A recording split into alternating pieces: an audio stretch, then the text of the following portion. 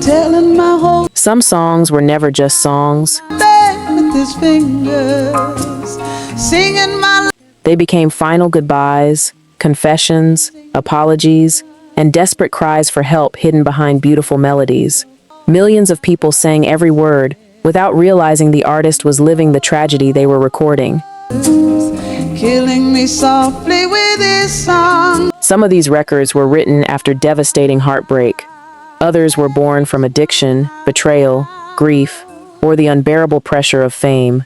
In several cases, the song became more famous than the pain that created it, and by the time the world understood its meaning, it was already too late. Tonight on R&B GROOVELore, we're uncovering 12 heartbreaking R&B classics whose real stories are even more emotional than the music itself. Stay until number 1, because that song wasn't just inspired by heartbreak, it became one of the most painful chapters in music history. Yes, I want to know. Number 12, Percy Sledge, When a Man Loves a Woman, 1966. Trying to hold on to what he Long before this became one of the greatest love songs ever recorded, it began as something completely different. can never want some other girl. It wasn't written during a happy romance. It came from rejection. Percy Sledge had recently been left by the woman he loved after struggling financially and working as a hospital orderly in Alabama. Friends remembered him pouring his heartbreak into an improvised performance during a live show, changing the lyrics night after night as he tried to process losing her. That emotional performance caught the attention of musicians who helped shape it into the version the world would eventually hear. When Percy entered the studio at Fame Studios in Muscle Shoals, producers deliberately kept the arrangement simple because they realized the emotion in his voice carried the record. Many listeners assumed he was acting. He wasn't. When a Man Loves a Woman became the first #1 pop hit recorded at the legendary Muscle Shoals scene and transformed Percy Sledge into an international star almost overnight. But despite its success, like many soul artists of the era, he later spoke about contracts that brought fame without the long-term financial rewards many people imagined. Decades later, the song remains one of the most requested wedding songs ever made. Yet its origin is rooted not in celebration, but in a man singing through one of the worst moments of his life. Sometimes the songs that sound the most romantic are really the sound of someone trying not to fall apart. Number 11, Roberta Flack, Killing Me Softly with His Song, 1973. Bed with his fingers, singing my Most people think this song is about romance. It isn't.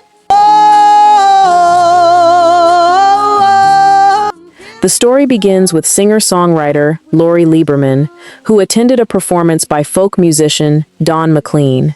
She later described feeling emotionally overwhelmed by his performance and wrote a poem about the experience. Songwriters Charles Fox and Norman Gimbel developed that idea into Killing Me Softly with His Song. Roberta Flack first heard it while on a flight and reportedly asked the cabin crew to replay it repeatedly because she knew she'd found something extraordinary. killing me softly. Flack slowed the tempo, reshaped the arrangement, and delivered the lyrics with remarkable restraint. Instead of overpowering the song, she let silence, breath, and subtle phrasing carry the emotion. The result became one of the defining performances of the decade, earning the Grammy Award for Record of the Year. And then he looked right through me as if Years later, questions about the song's exact origins sparked public debate among the writers and Lori Lieberman, but none of that changed what audiences felt when Roberta sang it. Her version captured something universal, the strange vulnerability of feeling completely understood by a piece of music. More than 50 years later, Killing Me Softly still resonates because it isn't just about listening to a song, it's about those rare moments when music seems to know your life better than you do. and killing me softly with his song, killing. Number 10, Luther Vandross, Dance with My Father, 2003. And I hear Few songs have ever sounded this personal. I pray for her even Luther Vandross was only 8 years old when his father died from complications related to diabetes. The loss shaped him for the rest of his life. Family members often recalled how deeply he treasured the memories of watching his father dance with his mother around their home. if I could still. For decades, Vandross rarely spoke publicly about that grief. Instead, he poured those memories into love songs that made him one of R&B's most celebrated voices. Near the end of his career, he finally decided to write the song he had carried inside him since childhood. Together with co-writer Richard Marx, he created Dance with My Father, imagining one more evening with the man he barely had the chance to know. Luther never got a chance to perform this one live. Shortly after recording the song, Vandross suffered a severe stroke that dramatically affected his health. Although the recording reached millions of listeners, he was unable to fully promote it. The song went on to win the Grammy Award for Song of the Year and became one of the most requested memorial songs in modern music. My father would lift me high. Unlike many hits built around fictional stories, every line carried real memories. It wasn't written to chase the charts. It was written by a son, still wishing for one last dance with his father. Sometimes the greatest performances aren't about perfect vocals. They're about telling the truth before time runs out. He left a dollar. Number 9, Al Green, How Can You Mend a Broken Heart, 1972. That ruffles through the trees. By the time Al Green recorded How Can You Mend a Broken Heart, his career was soaring. But behind the smooth voice and the gold records was a man carrying questions that success couldn't answer. The Bee Gees had written the song a year earlier, but Green transformed it into something entirely different. He slowed the tempo, leaned into the pain, and sang it as though every word had already happened to him. Listeners often assumed the song was about one failed romance. In reality, its power came from something much bigger. Green had spent years balancing sudden fame with an intensely personal search for purpose. Friends and musicians who worked with him have described how he often approached recording sessions with remarkable emotional focus, believing a singer had to feel every lyric before asking an audience to believe it. When the single reached number 1 on the Billboard R&B chart, it became one of the defining heartbreak songs of the decade. Yet Green's life would soon become even more turbulent. In 1974, a former girlfriend, Mary Woodson, assaulted him by throwing a pot of boiling grits on him before taking her own life. Green suffered severe burns and later said the incident profoundly changed his outlook on life, deepening his commitment to faith and eventually leading him toward ministry. Looking back, How Can You Mend a Broken Heart feels almost prophetic. It wasn't written about that tragedy, but listeners continue to hear genuine vulnerability in every note. Sometimes a song survives because it captures a feeling that people keep returning to whenever life leaves them searching for answers. Number 8, The Stylistics, You Make Me Feel Brand New, 1974. At first listen, it sounds like one of the greatest love songs ever recorded. But behind its elegant strings and Russell Tompkins Jr.'s unforgettable falsetto was a growing frustration that had nothing to do with romance. During the 1970s, the Stylistics were selling millions of records around the world, yet disputes over royalties and compensation followed much of their success. Like many soul groups of the era, they discovered that chart success didn't always translate into financial security. Written by Tom Bell and Linda Creed, You Make Me Feel Brand New celebrated unconditional love with extraordinary tenderness. Creed, who would later battle breast cancer, became known for writing deeply emotional lyrics that resonated with audiences across generations. Her gift for expressing vulnerability helped make the record timeless. As the song climbed the charts internationally, audiences saw only the polished performances and orchestral arrangements. Behind the scenes, however, members of the group would later speak about the business realities of the music industry, contracts, publishing, and royalty structures that often left performers with far less than fans imagined.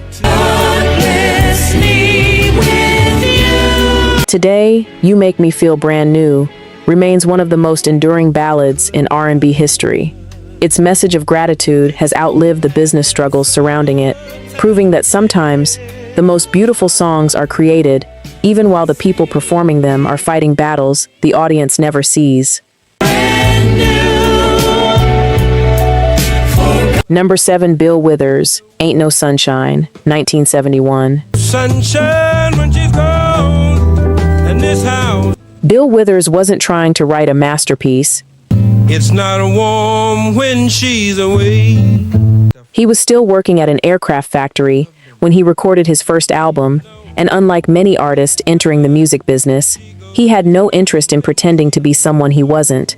That honesty became the foundation of Ain't No Sunshine, a song inspired by emotional absence rather than dramatic heartbreak. Wonder if she's gone to stay. The most unforgettable moment arrives when Withers repeats the words, "I know," 26 times. Many listeners assumed it was intentional poetry. According to Withers, he simply hadn't finished writing that section of the song. He expected the producer to replace it later with new lyrics. Instead, producer Booker T. Jones insisted it remain exactly as recorded, believing the repetition captured an emotion words couldn't fully explain. I know, I know, I know, I know, I know, I know. The gamble paid off. Ain't No Sunshine became a Grammy-winning hit and launched Withers into stardom. Yet he remained uneasy with parts of the music industry. Over time, creative disagreements with record executives contributed to his decision to step away from recording new music, choosing privacy over compromising his artistic independence.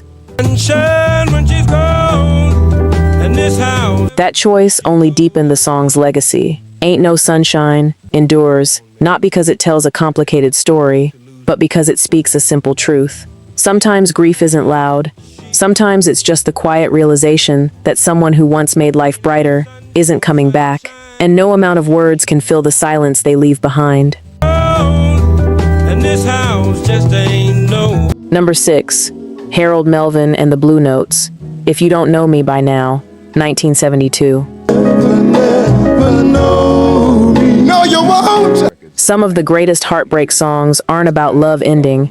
They're about realizing the person standing right beside you never truly understood you in the first place.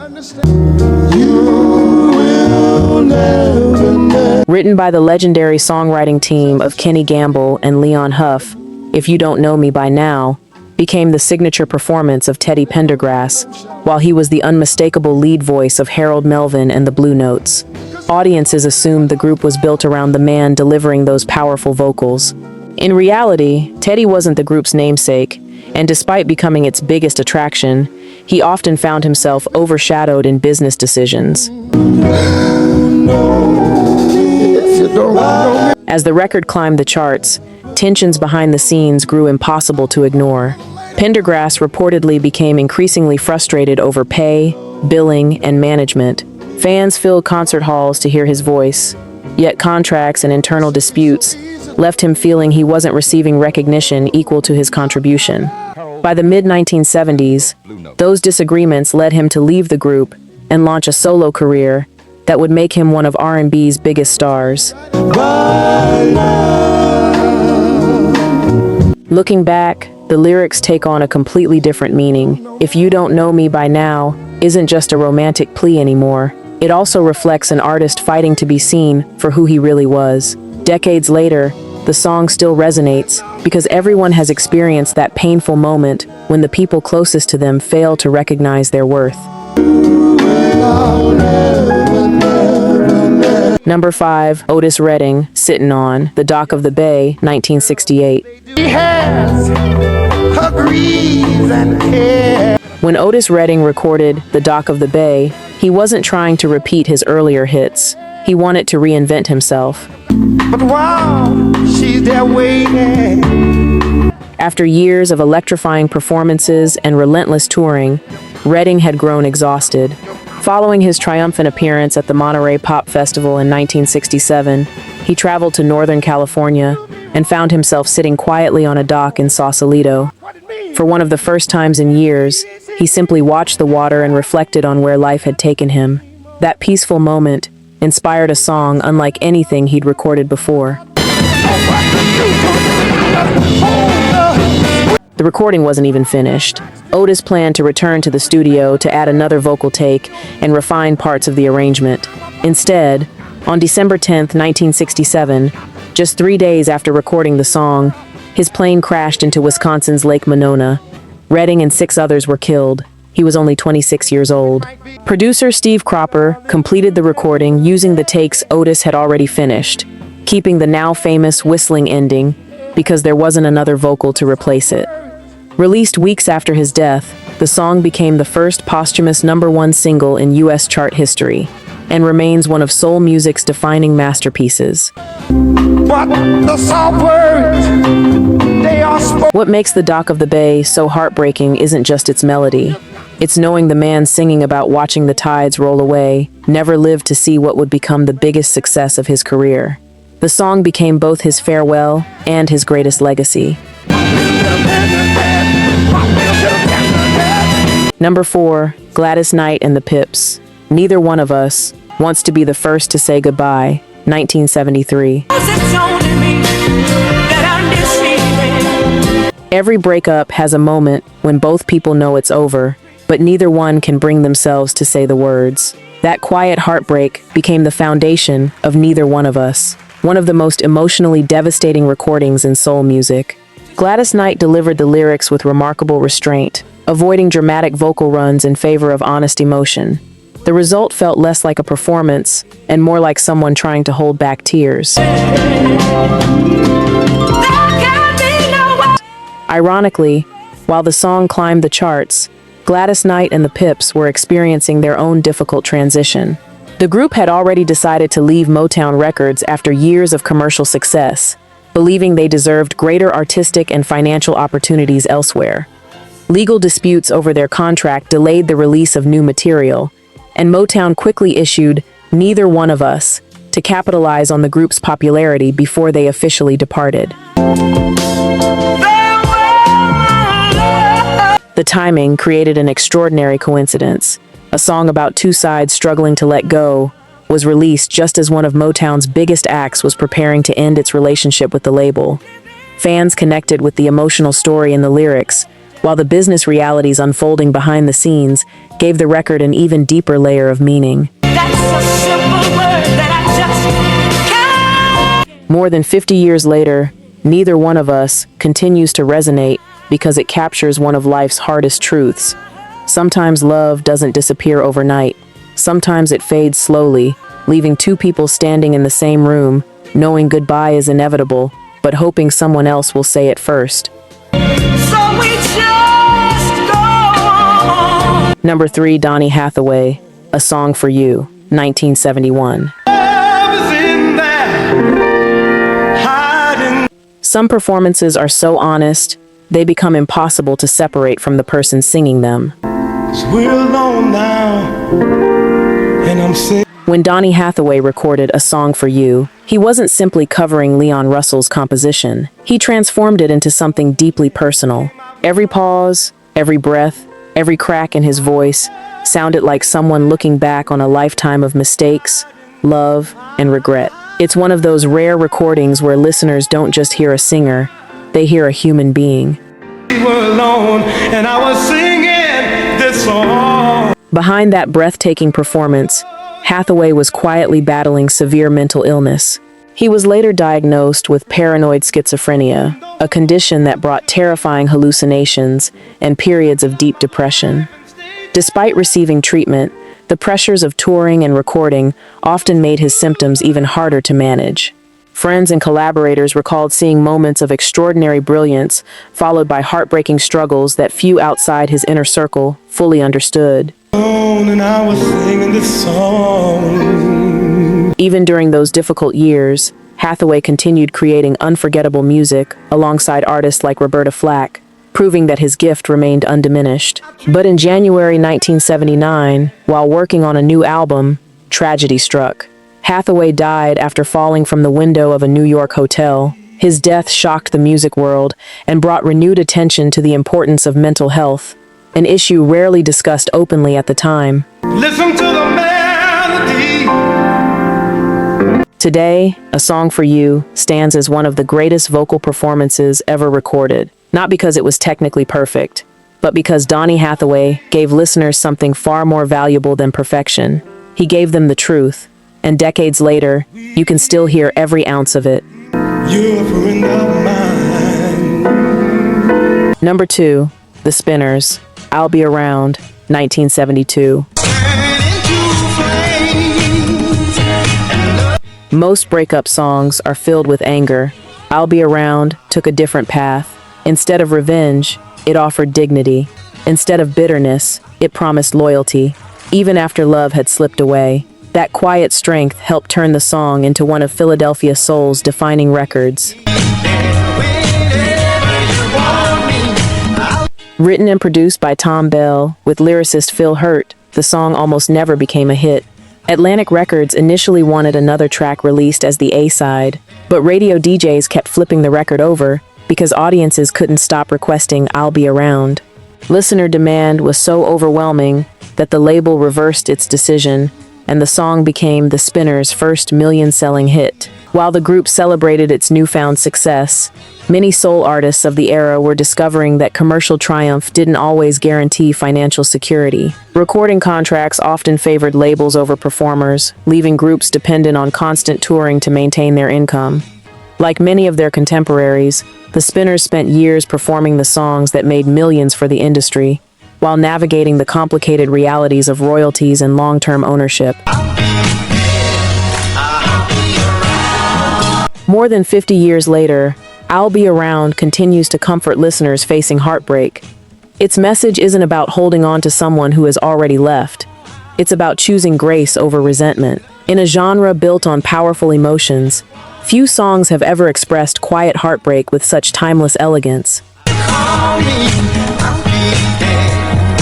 Number 1, Marvin Gaye, What's Going On, 1971. Tell me, yeah, what? Before it became one of the greatest songs in American history, Motown didn't want anyone to hear it. The inspiration came from heartbreak on a national scale. Ronaldo Obi Benson, of the Four Tops, witnessed police violently confronting peaceful protesters during an anti-war demonstration in California. The images haunted him. Combined with letters from Marvin Gaye's brother Frankie, who had returned from serving in Vietnam, those experiences became the foundation of What's Going On. Instead of singing about romance, Marvin asked difficult questions about war, poverty, injustice, and the growing divisions tearing America apart. Motown founder Berry Gordy initially believed the song was too political for the label's audience and reportedly refused to release it as a single. Marvin stood his ground. According to multiple accounts, he refused to record new material until the song was released. It was one of the boldest decisions of his career. When Motown finally relented, the record became an immediate success, proving audiences were ready for music that challenged as much as it comforted. The triumph, however, didn't erase Marvin's personal struggles. Throughout the following decade, financial pressures, addiction, and emotional turmoil increasingly overshadowed his remarkable talent. Yet, What's Going On remained his defining statement, a record that showed soul music could confront the world's deepest wounds without sacrificing beauty. More than 50 years later, it continues to appear near the top of lists, ranking the greatest songs ever recorded. Its legacy isn't measured only by awards or sales. It's measured by the questions it still forces us to ask. Because every generation hears What's Going On and realizes that Marvin Gaye wasn't just singing about his own time, he was singing about ours too. What's going on right now?